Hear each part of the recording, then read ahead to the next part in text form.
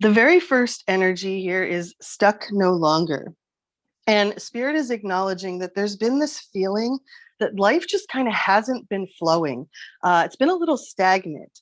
And here we're encouraged this sense of being stuck no longer, this time of cleansing and healing, of blessings, rapid movement, and sailing into uncharted territory, the unfurling of dreams and wishes. Spirit called this magical blessings, which bring alive that which had seemed dead, dry, or beyond life. The honoring, the turning of the wheel of our lives, and the cycles through which we move, accepting change with an open heart and trusting in the abundance that we experience when we are aligned within our soul. These are the waters of the Spirit and the cycles renewing within us, which are bringing forth creative ideas, artworks, dreams, loving partnerships, which are cleansed and renewed. This is mothering energy, which can hold, receive, grow, and allow in love, fertility energy, and life force itself. Spirit referred to this as taking up our chalice, capturing the flow of life and drinking from it, trusting fearlessly and fully. The womb from the mother, the great mother, which brings forth and nurtures new life. The flow of feminine energy and moon cycles, a new chance. Coming back into the wonder and knowledge of your sacred body. The merging of selves, which creates something new. Acceptance, delight, and love of emotion. And here Spirit even wrote babies in all capital letters for those who are wishing to create babies. New life, flow after stasis, and Spirit encouraged here to drink more pure water and to spend time in and near water in order to purify and cleanse ourselves at the deepest levels.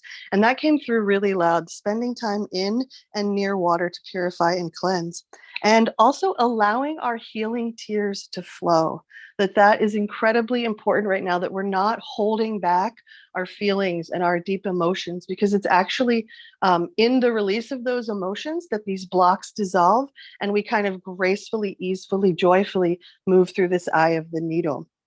Now, within this energy of becoming unstuck, there is a shadow, and Spirit wants to remind us to just be aware of the shadow so that when we find ourselves experiencing it in the world around us or within our own individual experiences, that we can go, oh, okay, I'm going to step back here. I'm being reactive. I'm going to open to being responsive. And so when we notice ourselves retreating from our emotions, our feelings, and our sensual self, our sensuality, when we're experiencing distrust or having a fear of experiencing our emotions, that they're going to overwhelm us if we give in to them, any disrespect for the body, where we're just kind of treating it as this vessel to get ourselves around, rather than as the sacred vessel with which in the soul and the spirit can unite.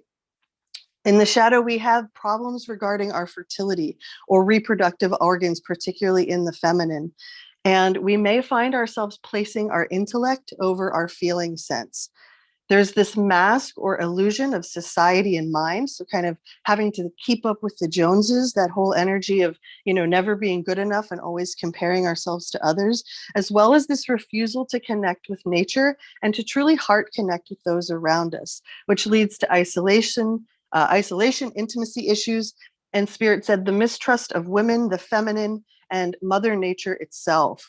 This also leads to body image issues, being unable to accept the body in some way, and ill health, experiencing ill health, but yet being unmotivated to actually treat or heal ourselves. So this is the shadow of this becoming unstuck. And so when we start to feel ourselves kind of moving in that direction, we can unstick ourselves now that we know what Spirit is kind of offering the perspective of how to stay in our lane and to move forward in grace and in love. So we are moving into what Spirit calls the bridal chamber, which is the experience of conscious unification with the Christos in God, sacred marriage, or what we might call the state of true gnosis, where the inmost secret teachings come to us through the heart of God, which lives within our own heart. The Christos, which is the light presence or the Christ presence, the presence of awareness and the union of the Logos and the Sophia. This is the image in the bridal chamber.